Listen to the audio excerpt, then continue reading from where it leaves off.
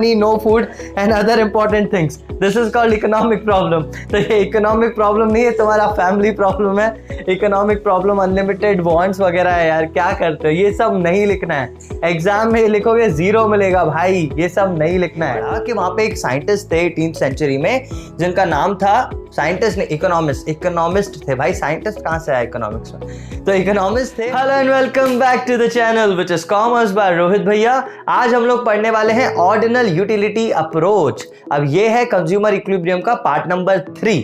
Part number 1 और 2 में हमने कार्डिनल यूटिलिटी अप्रोच पढ़ के खत्म कर दिया। अब पार्ट नंबर 3 में हम ऑर्डिनल यूटिलिटी अप्रोच पढ़ेंगे। तो भाई ये चैप्टर बहुत बड़ा है, मुझे पता है कि खत्म ही नहीं हो रहा, लेकिन इस वाले वीडियो में ये चैप्टर अपन खत्म कर देंगे। क्या है इस वीडियो में? तो इस वीडियो में हम लोग पढ़ेंगे क्या होता है इंडिफरेंस कर्व, क्या होता है बजट लाइन और क्या होता है बजट लाइन एनालिसिस। तो ये 3 टॉपिक्स हैं जो अभी हम लोगों को पढ़ने हैं। तो क्या होता है इंडिफरेंस कर्व, इसको समझते हैं और चलो शुरू करते हैं आज की क्लास।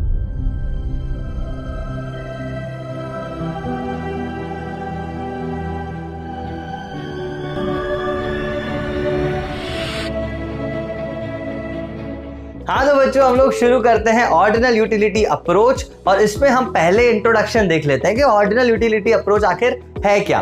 तो देखो, अभी तक हमने कार्डिनल यूटिलिटी अप्रोच में ये पढ़ा कि वहां पे एक साइंटिस्ट थे 18th सेंचुरी में जिनका नाम था, साइंटिस्ट ने इकोनॉमिस्ट थे भाई। साइंटिस्ट कहां से आया इकोनॉमिक्स में? तो इकोनॉमिस्ट थे अल्फ्रेड मार्शल। अब अल्फ्रेड मार्शल ने कहा था जो यूटिलिटी होती है हम उसको मेजर कर सकते हैं साइकोलॉजिकल यूनिट्स में, जिनका नाम है यूटिल्स। यूनिट का नाम था यूटिल्स। यार मैं यूटिल्स वगैरह बोल रहा हूँ, तुम्हें समझ में आ रहा है ना? तुम 1 और 2 पार्ट देख के आए हो, अगर नहीं देख के आए तो वो देखो पहले, मैं क्योंकि यहाँ पे ब्रीफली टर्म्स ही यूज करूंगा। तो यहाँ पे अल्फ्रेड मार्शल ने कहा कि आप यूटिलिटी को यूटिल्स में मेजर कर सकते हो। अब यार मेजर कर सकते हो यूटिल्स में, इसका मतलब कि कुछ ना कुछ वैल्यू देना पड़ेगा आपको।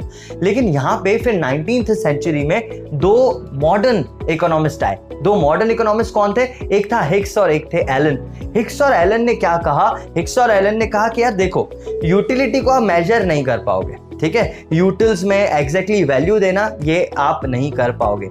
हाँ, आप ये जरूर कर सकते हो, आप रैंक दे दो, ठीक है? कि जैसे मैं 2 गुड्स ले लेता हूँ, समझो मेरे एक हाथ में एप्पल है, एक हाथ में बनाना है, ठीक है? तो एप्पल का वेटेज मैं मान लेता हूँ कि बनाना से ज्यादा एप्पल थोड़ा सा महंगा है, अच्छा है, ज्यादा सेटिस्फेक्शन देता है, ज्यादा पसंद है मुझको, इसीलिए इसकी वैल्यू में मेरी नजर में थोड़ी सी ज्यादा है। क्योंकि देखो, यूटिलिटी इंडिविजुअल कॉन्सेप्ट होता है, तो मेरी नजर में ज्यादा है मतलब मैं अपना ही यूटिलिटी देखूंगा, दुनिया के लिए कुछ भी हो। ओके, तो मैं ये समझता हूं कि एप्पल मेरे लिए ज्यादा वैल्यूएबल चीज है और बनाना मेरे लिए एप्पल से थोड़ी सी कम वैल्यूएबल चीज है, ठीक है? तो यहां पे जो यूटिलिटी होगी, यहां पे मैं इसको मेजर नहीं कर सकता। अल्फ्रेड मार्शल ने कहा था मेजर कर सकते हो, लेकिन हिक्स एंड एलन ने कहा कि आप मेजर नहीं कर सकते।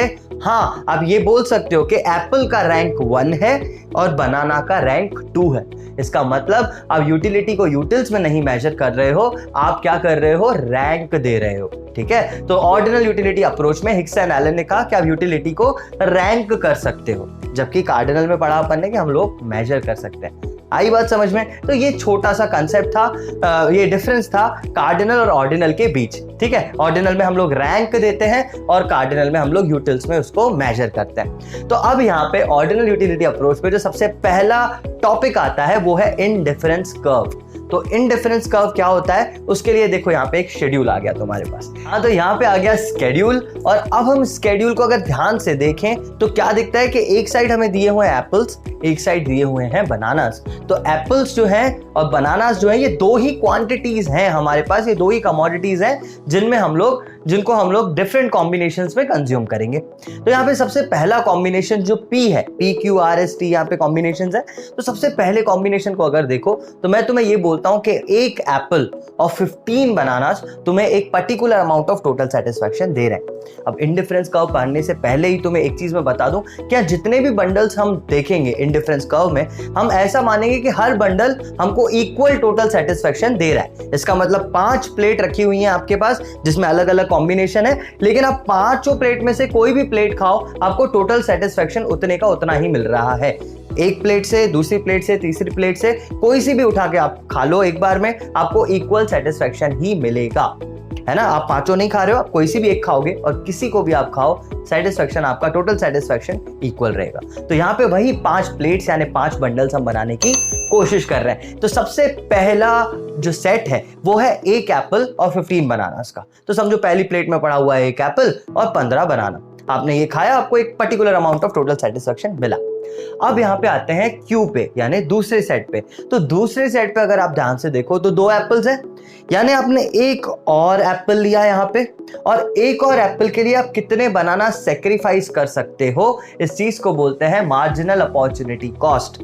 थोड़ा सा आगे इसको और बेहतर तरीके से समझेंगे। तो पहले तो तुम ये समझ लो कि तुम्हें जैसे ही एक क्वांटिटी अगर बढ़ानी है तो दूसरे की क्वांटिटी तुम्हें कम करनी पड़ेगी। तो आपने एक एप्पल बढ़ाया, यानी आपने एक की जगह 2 एप्पल्स रखे उस प्लेट में, तो आप कितने बनाना सेक्रीफाइस कर सकते हो? आपने बोला सर हम 5 बनाना छोड़ सकते हैं, आप 5 बनाना ले लो हमसे, ठीक है, 10 बनाना दो और 2 एप्पल दो, येट मेरा जो टोटल सेटिस्फैक्शन है वो उतने का उतना रह रहा है, ठीक है। मतलब I am in that situation where the total satisfaction from 1 apple and 15 bananas is equal to 2 apples and 10 bananas, ठीक है। तो मतलब इन दोनों सेट से आपका सेटिस्फैक्शन इक्वल है। अब तीसरे सेट की बारी है, तो तीसरा सेट आप कैसे बनाओगे? देखो अब ध्यान से बस इस चीज को समझ गए तुम तो बस हो गया टॉपिक, ठीक है। यहाँ पे तीसरा एप्पल आप ले रहे हो, तीसरा एप्पल यानी फर्स्ट, सेकंड, थर्ड, 3 क्वांटिटीज आप खा रहे हो। अब बेटा देख, हमने पहले ये चीज तो पढ़ चुके हैं कि हम हर एक कमोडिटी के साथ हमारा यूटिलिटी उस कमोडिटी से कम होता जाता है। अब यहाँ पे मैं सेट की बात नहीं कर रहा हूँ, मैं इंडिविजुअल यूनिट की बात कर रहा हूँ। तो आप 3 एप्पल खा रहे हो, तो सबसे पहला एप्पल आपको सबसे ज्यादा सेटिस्फैक्शन देगा, दूसरा थोड़ा सा उससे कम, और तीसरा सबसे कम सेटिस्फैक्शन देगा। ये तो समझ में आता है सबको, ठीक है। तो आपने क्या किया था, पहले से आप 2 एप्पल जब खा रहे थे तब आपने दूसरे एप्पल के लिए 5 बनाना सेक्रीफाइस किए थे। यहाँ पे ध्यान से देखो, सेक्रीफाइस देखो, आपने एक एप्पल के लिए 5 बनाना सेक्रीफाइस किए हैं, आपने एक एप्पल के लिए 5 बनाना। अब यहाँ पे थर्ड सेट में फिर से आप एक ही एप्पल बढ़ा रहे हो ना, एक ही एप्पल बढ़ा रहे हो, लेकिन ये एप्पल अगले 2 से तो कम सेटिस्फैक्शन दे रहा है। तो यहाँ पे आप 5 बनाना ना सेक्रीफाइस करके 5 से कम बनाना सेक्रीफाइस करोगे। लेट्स से आप 4 बनाना सेक्रीफाइस कर रहे हो। तो अब यहाँ पे क्वेश्चन आएगा कि भैया 5 ही क्यों नहीं, 5 सेक्रीफाइस क्यों नहीं कर रहे हैं? क्योंकि बेटा देखो, थर्ड वाला जो एप्पल ले रहे हो इससे सेटिस्फैक्शन भी तो कम मिलेगा ना। अब सेटिस्फैक्शन यहाँ पे कम मिलेगा तो अब इक्वल क्वांटिटी क्यों छोड़ रहे हो? वहां पे आप कम बनानास दो, वहां पे आप कम बनानास दोगे। आपने पहले 5 बनाना सेक्रीफाइस कर दिए कि ठीक है चलो एक एप्पल है वो ले लेता है, लेकिन अब फिर से एप्पल आ रहा है तो आप पहले 2 एप्पल तो खा चुके हो ना, अब आप तीसरा खा रहे हो जो कम सेटिस्फैक्शन दे रहा है। कम सेटिस्फैक्शन के लिए आप कम कमोडिटी सेक्रीफाइस करोगे। आई बात समझ? तो थर्ड पे आपका जो आ गया, यहाँ पे क्या था, पहले 10 हुआ, पहले 15 थे, फिर 5 छोड़े आपने तो 10 हुआ। अब आप 4 छोड़ोगे तो 6 बनानास हो जाएंगे, मतलब 6 बनानास और 3 एप्पल्स भी आपको टोटल सेटिस्फैक्शन उतना का उतना दे रहे हैं। अब थर्ड से फोर्थ एप्पल पे आ जाते हैं, यानी 4 एप्पल और कितने बनानास। तो अभी आपने कितने सेक्रीफाइस किए थे? 4। अब आप कितने सेक्रीफाइस करोगे? 4 से कम, यानी 3 मान लेते हैं। तो आपने 3 सेक्रीफाइस किए, तो नेक्स्ट सेट आपका बन गया 4 और 3 का, 4 apples and 3 bananas. And last में अपन देखें तो 5th एप्पल के लिए आप और कम सेक्रीफाइस करोगे।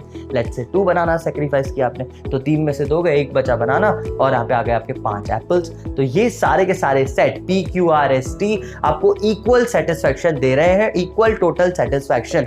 आप P ले लो या Q ले लो या R ले लो, कोई सा भी ले लो, आपको सेटिस्फैक्शन जो मिल रहा है वो इक्वल मिल रहा है। और यही चीज हम सीखते हैं इंडिफरेंस कर्व में। अब देखो, ये तो थे इंडिफरेंस सेट, अब इन सेट्स को जब प्लॉट कर देंगे तो बन जाएगा हमारे पास इंडिफरेंस कर्व। तो हम इन सेट को उठा के प्लॉट कर देते हैं। तो जैसे देखो यहाँ पे शेड्यूल था, अब यहाँ पे इसको अगर प्लॉट कर दें तो ये कुछ ऐसा दिखेगा। अब ये दिख रहा है हमको इंडिफरेंस कर्व। और फिर से अगर इस चीज को ध्यान से देखें तो ये इंडिफरेंस कर्व कैसा है, शेप कैसा है इसका, तो देखो ऐसा कुछ शेप है ना। और इस शेप को बोलते हैं कौन सा? कॉन्वेक्स, ठीक है, कॉन्वेक्स शेप इसको बोलते हैं। तो ये कॉन्वेक्स क्यों है? इसका रीजन था वो MOC मतलब वो जो 5 4 3 2 देखा ना आपने, जो आप छोड़ रहे थे कमोडिटी। अपॉर्चुनिटी कॉस्ट बेटा देखो हम पहले पढ़ चुके हैं, है ना। मतलब क्या होता है opportunity cost? Cost of next best alternative foregone. इसका मतलब आप कौन सी चीज सेक्रीफाइस कर रहे हो in order to gain 1 more unit, इस चीज को बोलते हैं और अपॉर्चुनिटी कॉस्ट। यहाँ पे है मार्जिनल अपॉर्चुनिटी कॉस्ट, बात सेम है, बस बहुत सारी यूनिट्स है इसलिए मार्जिनल अपॉर्चुनिटी कॉस्ट। हर आगे आने वाली यूनिट के लिए आप कितना सेक्रीफाइस कर रहे हो, this is called marginal opportunity cost. और ये मार्जिनल अपॉर्चुनिटी कॉस्ट जो है वो धीरे धीरे कम होता जा रहा है। आई बात समझ? ये MOC कम होता जा रहा है, इस कम होने की वजह से ये कर्व का जो शेप है वो बन रहा है कॉन्वेक्स। अगर ये MOC इक्वल होता तो कर्व सीधा सीधा बनता, अगर ये MOC इंक्रीजिंग होता, जैसे PPC में पढ़ा था अपन ने, अगर ये MRT होता और इंक्रीजिंग होता तो कर्व ऐसा कॉनकेव बनता है। यहाँ पे कॉन्वेक्स क्यों बन रहा है? क्योंकि MOC डिक्रीजिंग है। तो बेटा देखो एग्जाम में अगर क्वेश्चन तुम्हारे पास आया ना कि इंडिफरेंस कर्व की प्रॉपर्टी क्या होती है, तो दो प्रॉपर्टीज होती हैं, एक तो ये डाउनवर्ड स्लोपिंग होता है और एक ये कॉन्वेक्स शेप का होता है। डाउनवर्ड स्लोपिंग क्यों होता है? क्योंकि इनवर्स रिलेशनशिप है, एक चीज का क्वांटिटी बढ़ाने के लिए दूसरे का क्वांटिटी आपको कम करना पड़ रहा है, इसलिए वो डाउनवर्ड स्लोपिंग है। एक चीज का क्वांटिटी बढ़ाने के लिए आपको कम से कम दूसरी चीज को सेक्रीफाइस करना पड़ रहा है, this is called decreasing MOC। और ये डिक्रीजिंग MOC की वजह से ये जो है वो कॉन्वेक्स है। ये दो प्रॉपर्टीज हैं और दोनों उनके रीजंस हैं। कॉन्वेक्स का रीजन ये है कि MOC डिक्रीज होता जाता है, इसलिए वो कॉन्वेक्स बनता है। देखो मैं बहुत एम्फसाइज करके बताया ना मैंने, इतना थोड़ा सा एक्सटेंड किया इस टॉपिक को क्योंकि ये इंपॉर्टेंट भी उतना ही है। ठीक है, ये दोनों जो प्रॉपर्टीज हैं कि डाउनवर्ड स्लोपिंग और कॉन्वेक्स, ये बहुत ज्यादा इंपॉर्टेंट है बच्चे, तो उसको बहुत अच्छी तरह समझना तुम। आई बात समझ? चलो ये दोनों तो हो गए, अब हम आगे बढ़ते हैं और दो और प्रॉपर्टीज के बारे में देखते हैं। तो इंडिफरेंस कर्व की सबसे पहली प्रॉपर्टी थी डाउनवर्ड स्लोपिंग, सेकेंड प्रॉपर्टी थी कॉन्वेक्स शेप, थर्ड प्रॉपर्टी होती है इंडिफरेंस मैप के बारे में। तो बेटा इंडिफरेंस मैप तो बहुत ही सिंपल है। इसका मतलब क्या है समझो कि हमने एक ही डायग्राम में, ये नया डायग्राम आ गया तुम्हारे पास, इस डायग्राम में क्या हुआ है देखो, पहले एक इंडिफरेंस कर्व अपन बना रहे थे, यहाँ पे एक से ज्यादा इंडिफरेंस कर्व आ गए। तो जब आप एक से ज्यादा इंडिफरेंस कर्व्स एक ही ग्राफ में प्लॉट कर देते हो, इस चीज को आप बोलने लगते हो इंडिफरेंस मैप। तो इंडिफरेंस मैप को सिंपली अगर मैं डिफाइन करूं तो indifference map is a family of indifference curve, या it is more than one indifference curve, if it is plotted in the same graph it is known as indifference map. इतनी बात समझ में आ गई? ओके, तो अब आगे बढ़ते हैं और हम समझते हैं कि मोनोटोनिक प्रेफरेंस क्या होता है। तो एक बच्चे एक चीज बताता हूं, यहाँ पे दो पॉइंट्स तुम्हें दिख रहे हैं, एक पॉइंट है A, एक पॉइंट है B। A पॉइंट पे अगर देखें तो थोड़ा सा कम क्वांटिटी है, ठीक है। B पे देखें तो थोड़ा सा क्वांटिटी दोनों चीजों का थोड़ा थोड़ा ज्यादा है। तो देखो यार ये तो सिंपल है, जैसे मैं अपना एग्जांपल दूं तो मेरे को स्पेक्स जो है मेरे पास बहुत सारे हैं, आई मीन पसंद है मेरे को ऐसे कि मैं 2-3 लेकर आऊं, शक्ल चेंज नहीं कर सकते तो स्पेक्स ही चेंज कर लेता हूं, ठीक है। तो ऐसा समझो मेरे पास एक ऑप्शन आया कभी कि मेरे पास 2 स्पेक्स रखे हुए हैं और एक बंडल है जिसमें 10 स्पेक्स रखे हुए हैं। तो बीइंग अ रैशनल कंज्यूमर अगर मैं पैसे को 2 मिनट के लिए साइड हटा दूं, ठीक है, पैसा मतलब कोई कांस्टेंट नहीं है, उसको मैंने हटा दिया, तो मैं 2 स्पेक्स प्रेफर करूंगा या बंडल ऑफ 10 स्पेक्स प्रेफर करूंगा? ऑब्वियसली मैं 10 स्पेक्स वाला बंडल प्रेफर करूंगा क्योंकि ज्यादा क्वांटिटी मतलब थोड़ा सा ज्यादा ही सेटिस्फेक्शन देगी एज कंपेयर टू 2। अब यहाँ पे क्वांटिटी क्वालिटी सेम रखी है मैंने, है ना, तो 2 की जगह अगर 10 हुए तो मुझे ज्यादा सेटिस्फेक्शन मिलेगा, ठीक है। तो यहाँ पे यही चीज होती है, A पॉइंट पे हमको दोनों क्वांटिटीज का, दोनों कमोडिटीज की जो क्वांटिटी है वो कम है, B पे क्वांटिटी जो है कमोडिटीज की वो थोड़ी ज्यादा है, तो B जो बंडल होगा वो मुझे थोड़ा ज्यादा सेटिस्फेक्शन देगा।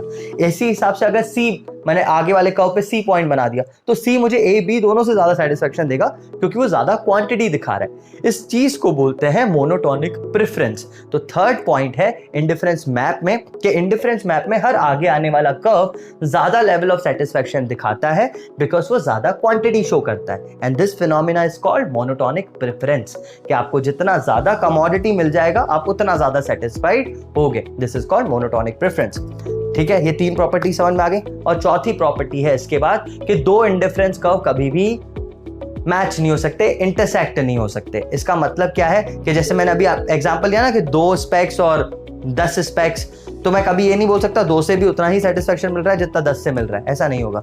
2 से कम ही मिलेगा, 10 से थोड़ा ज्यादा ही मिलेगा। तो ये कमोडिटीज कभी भी 2 इंडिफरेंस कर्व अगर अलग अलग बने हुए हैं तो उनका कभी भी सेम पॉइंट नहीं आएगा। सेम पॉइंट का मतलब हो गया कि क्वांटिटी सेम हो गई दोनों की उस पॉइंट पे, पर ऐसा नहीं होगा। हमने अभी अभी पढ़ा थर्ड प्रॉपर्टी में कि जैसे ही नया इंडिफरेंस कर्व बनता है, ऊपर की तरफ बनता है, उसमें क्वांटिटी ज्यादा होती है, तो कभी भी 2 अगर मिल जाएंगे किसी पॉइंट पे तो उस पॉइंट पे तो यार दोनों की क्वांटिटी सेम हो गई ना।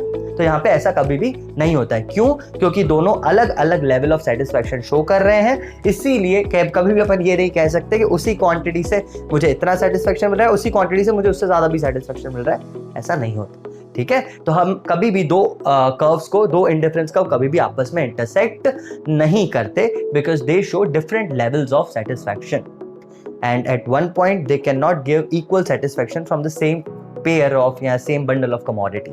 इसी के लिए हमारे जो 2 कर्व्स हैं कभी भी मैच नहीं हो सकते, आपस में इंटरसेक्ट नहीं हो सकते, हर इंडिफरेंस कर्व अलग रहेगा। तो ये 4 प्रॉपर्टीज थी, बहुत ज्यादा इंपॉर्टेंट प्रॉपर्टीज इंडिफरेंस कर्व की। आई होप तुम्हें सारी समझ में आ गई होंगी। And as usual as I say उसके जो नोट्स वगैरह है वो तुम्हें CRB एप्लीकेशन पे मिल जाएंगे। आप वहाँ से डाउनलोड करके अपने नोट्स वगैरह अरेंज कर सकते हो। नोट्स का PDF आप वहाँ से ले सकते हो। नोट्स यार इंपॉर्टेंट है पूरे कंज्यूमर इक्विलिब्रियम में, तो ठीक है, CRB एप्लीकेशन डाउनलोड करके वहाँ से आप ले सकते हो। यहाँ पे हमारा एक इंडिफरेंस कर्व का टॉपिक खत्म हो गया। अब यहाँ पे तीसरे टॉपिक पे आते हैं, विच इज बजट लाइन। है तो ये भी बहुत सिंपल, ठीक है, ये भी ग्राफ और स्केड्यूल के थ्रू हम समझते हैं। लेकिन सबसे पहले हम एक एग्जांपल ले लेते हैं कि मैं तुम्हें ऐसा बोलता हूँ कि बच्चे तुम समझो कि तुम्हारी जो इनकम, ये अजम्पशन है कि तुम्हारी इनकम है 20 रुपए। कितनी इनकम है? 20 रुपए। और ये पूरे 20 रुपए तुम दो ही चीजों पे खर्च कर रहे हो। पहला assumption, your total income is 20 rupees. Second assumption is that you are spending these 20 rupees on only two goods. सिर्फ दो चीजें हैं जिनके ऊपर आप ये 20 रुपए खर्च कर रहे हो। एक है A, एक है B। A के ऊपर आप खर्च कर रहे हो, B के ऊपर खर्च कर रहे हो, बस कोई C कमोडिटी नहीं है, ठीक है। 20 रुपए, दो क्वांटिटीज, और ये दो कमोडिटीज, और ये जो दोनों कमोडिटीज हैं इनके प्राइसेस भी फिक्स्ड हैं। A मैं मान लेता हूं 4 रुपए का है, जो B है वो मान लेता हूं 2 रुपए का है, ठीक है। A है 4 रुपए का, B है 2 रुपए का, मतलब एप्पल है 4 रुपए का, बनाना है 2 रुपए का, ये अपन ने मान लिया। ये तीसरा अपना अजम्पशन हो गया। पहला था कि इनकम 20 रुपए है, दूसरे में आप दो ही चीजें खरीद रहे हो, और तीसरा अजम्पशन आपने ये लिया कि प्राइसेस फिक्स्ड है। एप्पल का प्राइस है 4 रुपए, बनाना का प्राइस है 2 रुपए। अब यहाँ पे बेटा बनाना है बजट कि आप कितना ले पाओगे 20 रुपए में से, आप कितनी कितनी चीजें ले पा रहे हो। तो यहाँ पे फिर से एक शेड्यूल आ रहा है, इस शेड्यूल को ध्यान से देखो। यहाँ पे तुम्हें पता चल रहा है A B C D E करके 5 सेट है ना। ये पांचों सेट क्या बता रहे हैं? A सेट देखो क्या है, ध्यान से देखना कि अगर आपने एप्पल खरीदा ही नहीं, आपने 0 एप्पल खरीदा, तो आपके पास 20 रुपए, 2 रुपए की चीज आप खरीद सकते हो। तो 2 रुपए की कितनी चीजें खरीद सकते हो 20 रुपए में? 10 चीजें। तो आपने यहाँ अगर एप्पल खरीदा ही नहीं तो आप 10 बनाना खरीद सकते हो, सही है। अगर आपने एक एप्पल खरीद लिया तो बेटा एक एप्पल था 4 रुपए का, आपने एक एप्पल खरीद लिया तो आपके पास बचे 16 रुपए। 16 रुपए में बनाना कितने खरीद सकते हो? 2 रुपए का एक बनाना है तो 8 बनाना। तो दूसरा सेट बन गया 1 और 8। वैसे ही अगर आपने 3 एप्पल खरीदे, यानी 2 एप्पल खरीदे, 2 एप्पल यानी 8 रुपए के हो गए, बचे आपके पास 12 रुपए, जिसमें आप 6 बनानास खरीद सकते हो। यहाँ पे आपने उसके बाद 3 एप्पल्स खरीदे तो 12 रुपए खर्च कर दिए, 4 बनानास खरीद सकते हो अभी इसके बाद, ठीक है। इसके बाद आता है 5 एप्पल्स, जिसमें आपका पूरा का पूरा ही पैसा खर्च हो जाता है। 4 एप्पल्स पे आपने 2 बनाना खरीद पाए, और 5वें अगर 5 एप्पल्स आपने खरीद लिए तो 5 4 20, पूरा 20 रुपए एप्पल में ही लग गया, तो आप 0 बनाना खरीद पाओगे। तो ये क्या था, ये क्या सीखा अपन ने? ये बेसिकली बजट लाइन थी कि आप अपने बजट से कितना खरीद सकते हो। देखो यही बंडल्स हैं, इसके अलावा कोई भी बंडल नहीं बन सकता। अगर बन सकता है तो बिल्कुल कमेंट में बताना कि हाँ यार ये बंडल भी बन सकता है ना। बाकी मैं बोल रहा हूँ कि इसके अलावा कोई बंडल नहीं बन सकता 4 और 2 रुपए की चीजों में 20 रुपए खर्च करने के बाद। और 20 रुपए पूरे खर्च होने चाहिए, 20 रुपए पूरे खर्च होने चाहिए, कम नहीं खर्च करना है आपको, 20 रुपए टोटल पूरा खर्च करना है। और यहाँ पे आधा एप्पल और आधा बनाना भी नहीं ले सकते आप, पूरा ही लेना पड़ेगा, ठीक है। तो अगर आपने ऐसा कुछ किया तो ये आ जाएंगे आपके पास, एक स्केड्यूल आ जाएगा। इन सारे बंडल्स को बोलते हैं बजट सेट। क्या बोलते हैं? Budget set. तो budget set is a combination of 2 goods that a consumer can purchase which is given income and prices of goods. मतलब आपको इनकम बता दी, प्राइस बता दिए, तो आप जितना खरीद सकते हो, जो अलग अलग कॉम्बिनेशंस आप खरीद सकते हो, उसको बोलेंगे बजट सेट। अब बेटा इसी बजट सेट को फिर से प्लॉट करना है। अगर इसको प्लॉट कर दिया तो बन जाएगी बजट लाइन। तो ये आ गई बजट लाइन तुम्हारे पास। तो देखो हमने कुछ नहीं किया है, हमने इस टेबल को उठा के प्लॉट कर दिया है ग्राफ पे। तो जब हमने इस टेबल को उठा के ग्राफ पे प्लॉट कर दिया तो ये एक लाइन आ गई। इस लाइन को बोलते हैं बजट लाइन। ये बजट लाइन क्या दिखाती है? It is a graphical representation of 2 goods that a consumer can purchase which is given income and prices of goods, ठीक है। मतलब जो वो बंदा खरीद सकता है अपने इनकम से, वो सारे सेट इस लाइन पे दिख रहे हैं। मतलब ये बजट की लाइन है, बजट की लाइन, बजट लाइन है ना। आया समझ में? तो ये बजट लाइन है। अब हम लोगों के पास दोनों टॉपिक्स हो गए। बस बजट लाइन के ऊपर 2-4 चीजें और है, वो मैं तुम्हें और बता देता हूं। बजट लाइन कभी कभी क्या शिफ्ट होती है या रोटेट होती है, तो हम देखते हैं कि शिफ्ट और रोटेशन क्या होता है। तो बच्चों बजट लाइन के शिफ्ट और रोटेट होने में बनते हैं आपके 3 केसेस। पहला केस क्या है कि आपकी इनकम ही चेंज हो गई, है ना। बंदे की इनकम बढ़ गई अचानक से, 20 रुपए से उसकी इनकम हो गई 40 रुपए। तो सेम बजट लाइन अगर वहां पे है तो क्या हो जाएगा? सोचो आप 2 मिनट के लिए कि आपके 20 रुपए से आप 40 रुपए आपकी इनकम हो गई, तो आप दोनों क्वांटिटी ज्यादा खरीद सकते हो। आप एप्पल्स भी ज्यादा खरीद सकते हो, बनानास भी ज्यादा खरीद सकते हो। तो ऐसे में आप सारे के सारे बंडल ज्यादा खरीद सकते हैं। तो ऐसे में क्या हो जाता है, जो बजट लाइन है वो राइट वर्ड शिफ्ट हो जाती है। राइट हैंड साइड नई बजट लाइन दिख रही है आपको, ये नई बजट लाइन है जो डॉटेड लाइन है, ये राइट वर्ड शिफ्ट हो गई है क्योंकि आपकी इनकम बढ़ गई। जब बंदे की इनकम बढ़ जाती है तो वो दोनों चीजें ज्यादा खरीद पाता है, और ज्यादा खरीदता है तो budget line right words shift हो जाती है। एंड इसी का उल्टा देख लेते हैं, अगर इनकम कम हो गई, आप 20 रुपए से 12 रुपए पे आ गए, है ना, 20 रुपए की आपकी इनकम थी लेकिन 12 रुपए हो गई अगर वो, तो आपकी बजट लाइन अंदर की तरफ शिफ्ट हो जाएगी, आप दोनों सेट कम कम खरीद पाओगे। आई बात समझ? तो बहुत सिंपल है। और यहाँ पे ये तो एक पहला अपन ने केस देखा। यहाँ पे एक दूसरा केस भी है जिसमें सेम इफेक्ट रहता है कि आपके दोनों गुड्स के प्राइसेस अगर कम हो गए, दोनों गुड्स के साथ में प्राइसेस कम हो गए, मतलब जो एप्पल था 4 रुपए की जगह 2 का हो गया, बनाना था 2 की जगह 1 का हो गया, है ना, 20 रुपए का 20 रुपए ही रहा, आपकी इनकम इक्वल रही, उतनी ही रही, 20 रुपए ही रही, लेकिन प्राइसेस दोनों गुड्स के कम हो गए, तो अब आप दोनों गुड्स ज्यादा खरीद सकते हो। भाई एप्पल भी 2 रुपए का हो गया, है ना, बनाना 1 रुपए का हो गया, तो अब आप ज्यादा खरीद सकते हो सेम प्राइस में, सेम इनकम में, तो आप 20 रुपए में आप ज्यादा खरीद सकते हो। तो यहाँ पे जो राइट वर्ड शिफ्ट है वो 2 तरीकों से हो सकता है, या तो आपकी इनकम बढ़ जाए, या तो फिर दोनों जो आपकी कमोडिटीज हैं उनके प्राइस कम हो जाए। दोनों कमोडिटीज का अगर प्राइस कम हो जाएगा तो भी आपका राइट वर्ड शिफ्ट होगा, क्योंकि आप दोनों ज्यादा खरीद सकते हो। अगर आपकी इनकम बढ़ गई तो भी राइट वर्ड शिफ्ट होगा, आप दोनों कमोडिटीज ज्यादा खरीद सकते हो। और बिल्कुल इसका उल्टा भी देख लेते हैं, उसमें आता है लेफ्ट वर्ड शिफ्ट। जैसे आपकी इनकम कम हो गई, तो आपकी बजट लाइन पीछे की तरफ शिफ्ट हो जाएगी, लेफ्ट की तरफ शिफ्ट हो जाएगी। ये लेफ्ट वर्ड शिफ्ट क्यों आता है? 2 रीजन की वजह से, या तो आपकी इनकम कम हो गई, या तो दोनों चीजों का प्राइस बढ़ गया।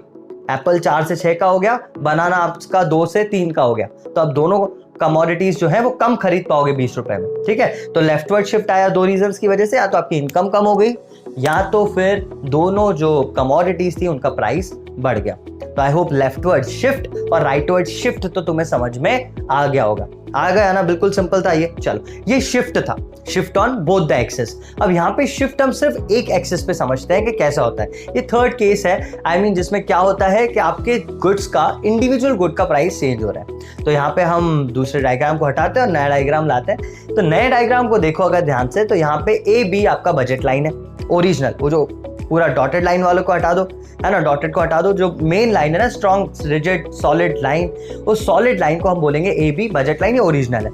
अब देखो यहाँ पे क्या था, हमने एप्पल का प्राइस लिया था 4 रुपए, बनाना का 2 रुपए। अब मैं ऐसा बोल रहा हूँ कि बनाना का प्राइस तो 2 का 2 ही रहा, एप्पल का प्राइस 4 रुपए से 6 का हो गया। तो अब आप क्या कर पाओगे? देखो, अब आप क्या कर सकते हो कि आप बनानास और एप्पल अगर दोनों ही खरीद रहे हो तो आप एप्पल थोड़ा कम खरीद पाओगे हर बंडल में, क्योंकि वो 4 से 6 रुपए का हो गया। कोई चीज महंगी होती है तो हम कम खरीद पाते हैं ना, क्योंकि 20 रुपए तो 20 रुपए ही है, वो तो बढ़ नहीं रहा, है ना। तो हम क्या करेंगे, हम थोड़ा कम खरीद पाएंगे। तो इन दिस केस क्या होगा कि जब एप्पल जो A क्वांटिटी पे था, आप 4 रुपए पे A क्वांटिटी खरीद पा रहे थे, लेकिन अब वो 6 रुपए का हो गया, तो आप थोड़ा सा कम खरीद पाओगे, इसलिए आपका क्वांटिटी A2 पे आ गया। आई बात समझ? तो नया बजट लाइन क्या बन गया? BA2। ये था शिफ्ट सिर्फ एक्स एक्सिस पे, सिर्फ एक्स एक्सिस पे आपकी बजट लाइन शिफ्ट हो रही है। क्यों? क्योंकि सिर्फ एक कमोडिटी जो एक्स एक्सिस पे थी वो महंगी हो रही है। अब यहाँ पे उल्टा देख लेते हैं, अगर यही एप्पल सस्ता हो गया, 4 की जगह 2 रुपए का हो गया, तो आप जितना कम खरीद पा रहे थे, A खरीद पा रहे थे, अब A से ज्यादा खरीद पाओगे, A1 पे जाओगे, आप राइट वर्ड जाओगे। आई बात समझ? तो राइट वर्ड जाएंगे अपन, हम कमोडिटी ज्यादा खरीद पाएंगे। तो यहाँ पे नया पॉइंट आ जाएगा A1, आपका नया बजट लाइन आ जाएगा BA1।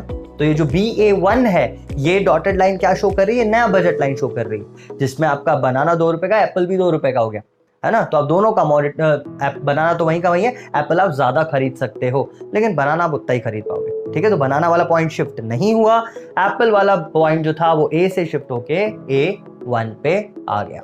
आई बात समझ? इसको बोलते हैं shift on only one axes. और ऐसे ही सिंपल, अगर बनाना सस्ता या महंगा हो गया तो ये शिफ्ट में जो A का पॉइंट रहेगा वो फिक्स रहेगा, लेकिन जो B का पॉइंट है वो ऊपर या नीचे शिफ्ट हो। जैसे ऊपर कब शिफ्ट होगा, मतलब B से B1 पे कब जाएगा? जब बनाना सस्ता हो गया या महंगा हो गया, बताओ। B से B1 पे कब जाएगा? क्वांटिटी बढ़ेगी कब? जब बनाना सस्ता हो जाएगा। मतलब अगर बनाना 2 से 1 रुपए का हो गया तो आप B से B1 पे चले जाओगे, आप क्वांटिटी बनाना की ज्यादा लोगे, लेकिन A वहीं का वहीं रहा, तो आपकी नई बजट लाइन बन गई AB1। आई बात समझ में? तो ये y एक्सिस पे राइट हैंड साइड यानी ऊपर शिफ्ट हो जाएगा, जिसको राइट हैंड साइड ही बोलते हैं, राइट वर्ड शिफ्ट हो जाएगा। लेफ्ट वर्ड शिफ्ट कब होगा बनाना में? जब वो महंगा हो जाए, 2 की जगह 3 रुपए का हो गया, तो आप कम खरीद पा रहे हो, तो यहाँ पे आपकी बजट लाइन जो है वो लेफ्ट वर्ड शिफ्ट हो गई। आई बात समझ? लेकिन ऑन ओनली y एक्सिस, सिर्फ y एक्सिस पे शिफ्ट हुई है। तो ये थे शिफ्ट ऑफ बजट लाइन। यहाँ पे बजट लाइन को हमने हिला डुला के भी देख लिया कि कहाँ जा सकती है प्राइसेस और इनकम के चेंज होने पे। हाँ तो बच्चों, आई होप तुम्हें बजट लाइन पूरा समझ में आ गया होगा और इंडिफरेंस कर्व भी तुम्हें समझ में आ गया। यहाँ पे बस एक और चीज मैं बता देता हूँ कि बजट लाइन और इंडिफरेंस कर्व का स्लोप कैसे निकलता है। पहले तो स्लोप होता क्या है, तो किसी कर्व का स्लोप यानी y एक्सिस पे कितना चेंज हो रहा है डिवाइडेड बाय x एक्सिस पे कितना चेंज हो रहा है, वो कमोडिटी या क्वांटिटी, ठीक है, तो इस चीज को बोलते हैं स्लोप। तो बजट लाइन का स्लोप कैसे निकलेगा? बजट लाइन का स्लोप होता है price of good x upon price of good y, price of good x upon price of good y, जिसको हम बोलते हैं प्राइस रेशियो। प्राइस रेशियो होता है बजट लाइन का स्लोप। और इंडिफरेंस कर्व का स्लोप क्या होता है? इंडिफरेंस कर्व का स्लोप होता है MRS between x and y, मतलब marginal rate of substitution between good x and good y, MRS XY। ये MRS XY होता है इंडिफरेंस कर्व का स्लोप, और P of x upon PY यानी प्राइस रेशियो होता है बजट लाइन का स्लोप। तो ये बात तुम्हें समझ में आ गई। अब हम बस इन दोनों, मतलब जितना भी हो चुका, अब हम last topic of the chapter यानी कंज्यूमर इक्विलिब्रियम का लास्ट टॉपिक जो है, which is consumer equilibrium through indifference curve and budget line, ये हम पढ़ रहे हैं। अब जो पढ़ने वाले हैं उसको बोलते हैं इंडिफरेंस कर्व अप्रोच या फिर बजट लाइन अप्रोच। तो क्या होती है बजट लाइन अप्रोच, समझते हैं चलो। तो बजट लाइन अप्रोच के लिए तुम्हारे पास आ गया ये वाला डायग्राम, ठीक है। अब इस डायग्राम को अगर देखो तो यहाँ पे बेटा इंडिफरेंस कर्व भी बने हुए हैं, 3, IC1, IC2, IC3। तो IC1 सबसे कम सेटिस्फैक्शन दिखा रहा है, IC2 पे सेटिस्फैक्शन थोड़ा ज्यादा होगा और IC3 पे सेटिस्फैक्शन और ज्यादा होगा। ये हम पहले ही सीख चुके हैं, ड्यू टू मोनोटोनिक प्रेफरेंस। बहुत ही बढ़िया। तो मोनोटोनिक प्रेफरेंस मतलब ज्यादा क्वांटिटी शो कर रहे हैं, इसलिए ज्यादा सेटिस्फैक्शन होता चला जाएगा। तो सबसे कम IC1 पे है और सबसे ज्यादा सेटिस्फैक्शन जो है IC3 पे है। अब यहाँ पे हमने चुपके से आपकी एक बजट लाइन भी ड्रॉ कर दी कि भैया देखो, वो तो जो था इंडिफरेंस कर्व है, ठीक है, वहां पे तो आप सेटिस्फैक्शन के हिसाब से गुड्स अरेंज करते हो, लेकिन आपका बजट कितना है वो आपको दिखाता है आपका बजट लाइन। अगर बजट लाइन मैंने यहाँ पे ड्रॉ कर लिया है तो अगर आप ध्यान से देखो तो 4 पॉइंट्स पे एक्चुअली वो टच कर रहा है आपके इंडिफरेंस कर्व्स को, यानी 4 पॉइंट्स इस ग्राफ में बने हुए हैं। 3 पॉइंट्स पे वो टच कर रहा है, एक पे वो नहीं कर रहा। तो जिन पॉइंट्स पे इंडिफरेंस कर्व टच हो रहा है वो पॉइंट्स हैं E, F और G। E, F और G पॉइंट्स पे आपका इंडिफरेंस कर्व आपकी बजट लाइन को टच कर रहा है, लेकिन H पॉइंट पे आपका बजट लाइन इंडिफरेंस कर्व को टच नहीं कर रहा है। तो हमको बस इन पॉइंट्स पे ही देखना है कि कंज्यूमर इक्विलिब्रियम कब आएगा। तो बेटा देखो, अब खरीद तो वो वाले पॉइंट्स पाओगे जो बजट लाइन पे है, बजट लाइन का कोई भी बाहर वाला पॉइंट आप खरीद नहीं पाओगे, ये तो बात फैक्ट है, ये क्लियर है, ठीक है। तो यहाँ पे जो पॉइंट E, F और G हैं, आप ये तीनों खरीद सकते हो, ये तीनों आपके बजट के अंदर हैं। आई बात समझ, ये तीनों आपके बजट के अंदर है। तो आप खरीदोगे कौन सी? देखो, आप कौन सी खरीदोगे? आप E खरीदोगे। क्यों खरीदोगे? मोनोटोनिक प्रेफरेंस की वजह से, जिसका मतलब IC1 पे कम सेटिस्फैक्शन है, IC2 पे ज्यादा सेटिस्फैक्शन है। तो देखो F और G कहाँ लाए कर रहे हैं? F और G को अगर ध्यान से देखो तो कहाँ लाए कर रहे हैं? वो लाए कर रहे हैं IC1 पे। अब IC1 तो आपको कम सेटिस्फैक्शन दे रहा है ना, IC2 आपको ज्यादा सेटिस्फैक्शन दे रहा है, और ज्यादा सेटिस्फैक्शन यानी E पॉइंट, तो आप F, G और E में अगर आपके पास चॉइस हो तो आप हमेशा E पॉइंट को लोगे। क्यों लोगे? क्योंकि वहां पे सेटिस्फैक्शन ज्यादा है और वो बजट के अंदर भी है। लेकिन आप बोले भैया देखो यार, H पे तो सबसे ज्यादा सेटिस्फैक्शन है, तो वो क्यों ना ले? तो बेटा वो आप ले ही नहीं पाओगे क्योंकि वो आपके बजट से बाहर हो गया। आई बात समझ? तो H सबसे ज्यादा सेटिस्फैक्शन दिखा रहा है, लेकिन वहां तक आप पहुंच नहीं पा रहे हो क्योंकि वो बजट आपका उतना नहीं। आपका बजट है E, F और G खरीदने का, तो आप इन तीनों में चॉइस करके आप E खरीदते हो क्योंकि E आपको सबसे ज्यादा सेटिस्फैक्शन देता है। देखो कितना सिंपल सा था ये टॉपिक, यही है इंडिफरेंस कर्व अप्रोच, ठीक है। तो यहाँ पे सबसे पहले तो कंडीशंस रहती हैं 2, ठीक है। सबसे पहले कंडीशन है MRS XY should be equal to price of good X upon price of good Y, यानी प्राइस रेशियो। अब MRS XY should be equal to price ratio का मतलब दोनों कर्व के स्लोप इक्वल होने चाहिए। ऐसा तब होता है जब दोनों कर्व्स पे सेम पॉइंट हो। अब E पे देखो, E पॉइंट जो है वो इंडिफरेंस कर्व पे भी है, E पॉइंट जो है वो बजट लाइन पे भी है। आई बात समझ? तो दोनों जगह वो चीज इक्वल है, लेकिन यही बात, ये फर्स्ट कंडीशन तो 3 जगह सेटिस्फाइड हो रही है, यानी E पे भी, F पे भी, G पे भी, है ना। E पे भी दोनों का स्लोप सेम है, F पे भी दोनों का स्लोप सेम है और G पे भी दोनों का स्लोप सेम है। तो यहाँ पे इसको कंपनसेट करने के लिए दूसरा पॉइंट आता है, which is MRS should be continuously decreasing, ठीक है। तो तीनों पॉइंट्स में यहाँ पे अगर आप देखो तो MRS कंटिन्यूअसली डिक्रीज हो रहा है। MRS डिक्रीज होना कैसे पता चलता है? कि कर्व का जो शेप होता है वो कॉन्वेक्स हो जाता है, तो तीनों कर्व्स का जो शेप है वो कॉन्वेक्स हो गया। तो आपकी 2 कंडीशंस यहाँ पे थी, MRS XY should be equal to P of X and P of Y, and second था आपका MRS शुड फॉल। तो ये दोनों कंडीशंस सेटिस्फाइड, F, G और ई तीनों पे हो रही हैं, लेकिन आप चूज करोगे फिर भी ई को, क्योंकि ई है IC2 पे जो ज्यादा लेवल ऑफ सेटिस्फेक्शन आपको दिखा रहा है। ये बात आपको समझ में आई? दो कंडीशंस के थ्रू ही एक्चुअली इक्विलिब्रियम को प्रूव किया जाता है। तो इक्विलिब्रियम यहाँ पे आएगा ई पॉइंट पे।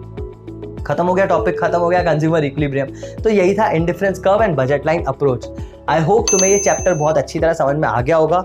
बेटा मैं फिर बोल रहा हूँ, नोट्स आपको CRB एप्लीकेशन से मिल जाएंगे, आप वहां से डाउनलोड कर सकते हो। और आपके पास कोई भी डाउट्स हो तो आप वहां पे पूछ सकते हो, या तो मेरे इंस्टाग्राम पे। तो आई होप बहुत अच्छी तरह तुम्हें ये चैप्टर समझ में आ गया होगा। I wish you all the best for your studies. That's all for the day. हम मिलते हैं तुमसे नेक्स्ट क्लास में।